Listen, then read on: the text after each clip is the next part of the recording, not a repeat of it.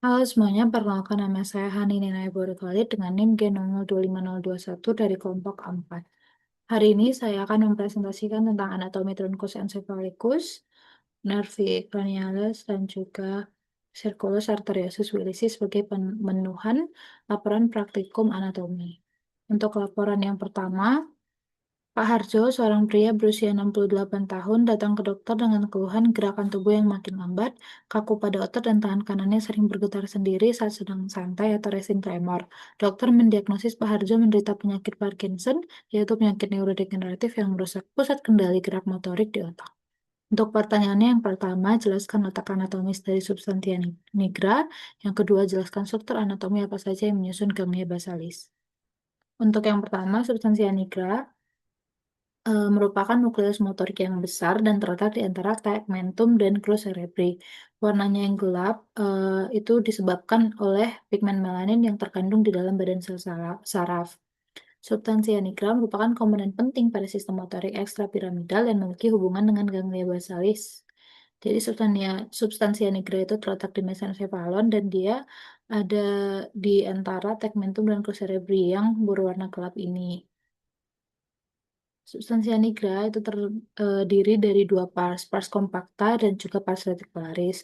Pars compacta itu adalah bagian yang berpigmen neuromelanin, di mana pigmen itu merupakan hasil sampingan dari pembuatan dopamin. Dopamin sendiri itu berfungsi pada lintasan dopaminergik nigrostriatal. Lalu pars yang kedua ada pars reticularis, dia terletak di sebelah ventral dari pars compacta yang mengandung neuron tidak berpigmen. Selanjutnya ganglia basalis.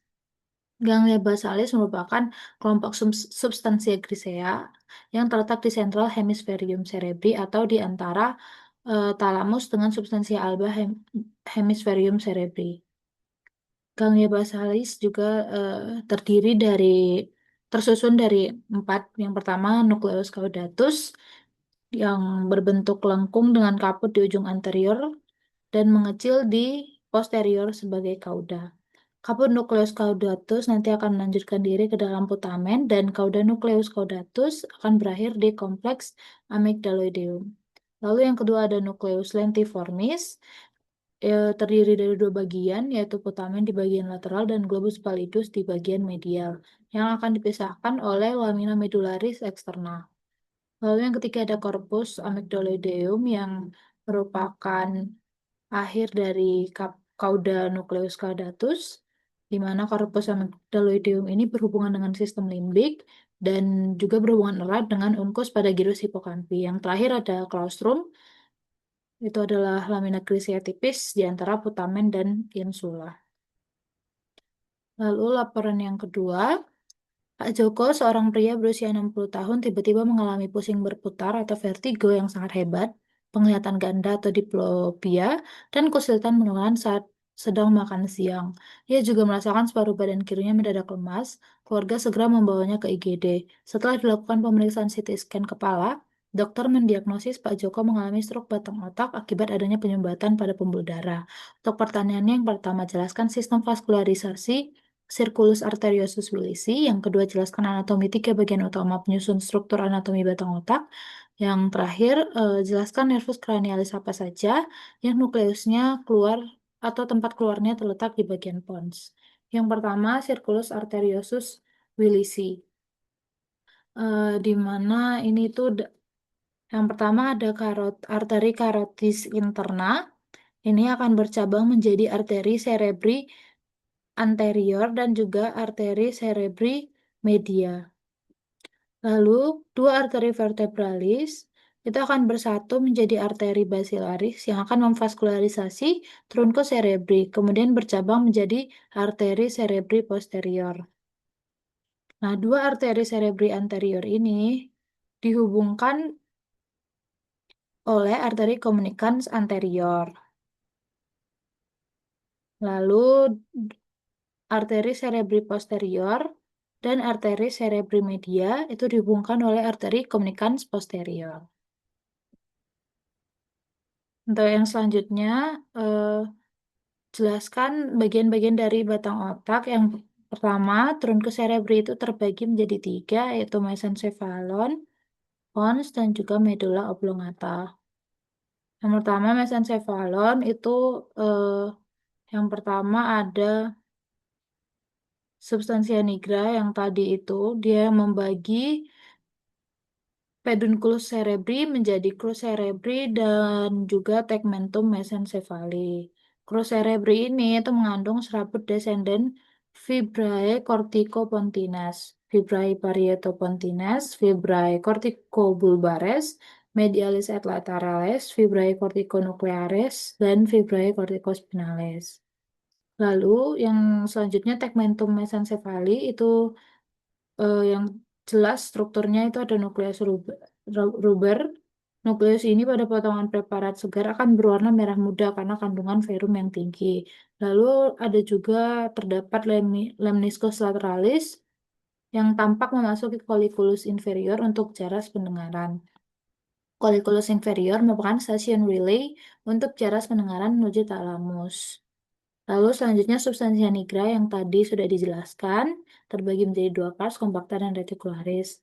Lalu ada fossa interpeduncularis. Dia adalah dataran di antara pedunculus cerebri. Dia nantinya ditembus fase darah arteriole centralis posteromedialis sehingga akan membentuk daerah yang berlubang-lubang yang disebut substansia perforata posteriora.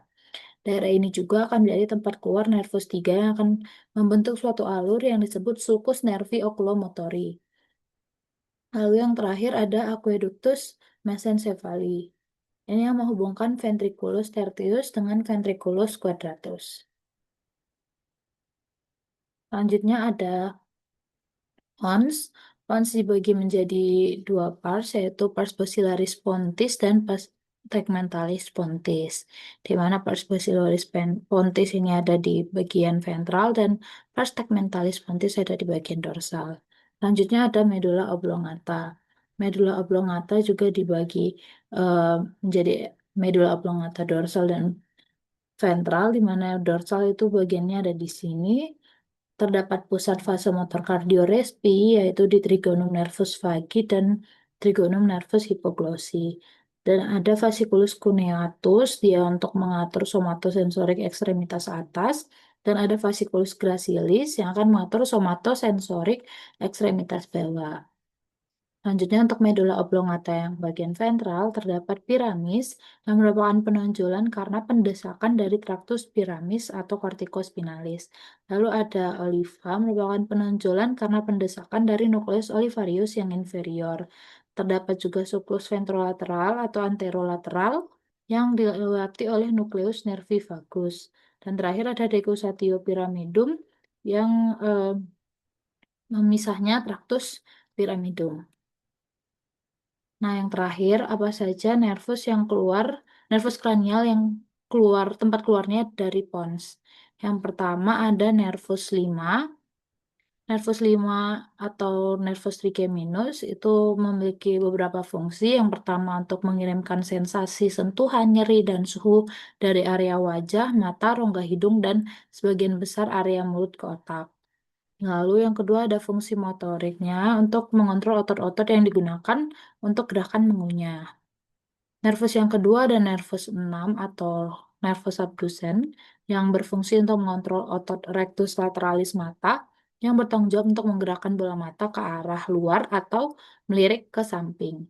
Yang ketiga ada nervus 7 atau nervus facialis yang fungsinya untuk mengendalikan seluruh otot ekspresi wajah seperti tersenyum, mengerutkan dahi, dan menutup kelopak mata. Nervus facialis juga berfungsi sebagai indera pengecap pada 2/3 anterior lidah, berfungsi juga untuk merangsang kelenjar ludah atau saliva dan kelenjar air mata atau lakrimal. Dan yang terakhir ada nervus ke-8 atau nervus vestibulocochlear yang berfungsi untuk menerima getaran suara dari dalam telinga dan mengubahnya menjadi impuls listrik yang dibawa ke pusat pendengaran otak. Dan juga ada fungsinya untuk mengumpulkan informasi mengenai posisi tubuh dan kepala untuk menjaga keseimbangan dan postur tubuh. Oke, itu semua yang dapat saya jelaskan. Terima kasih.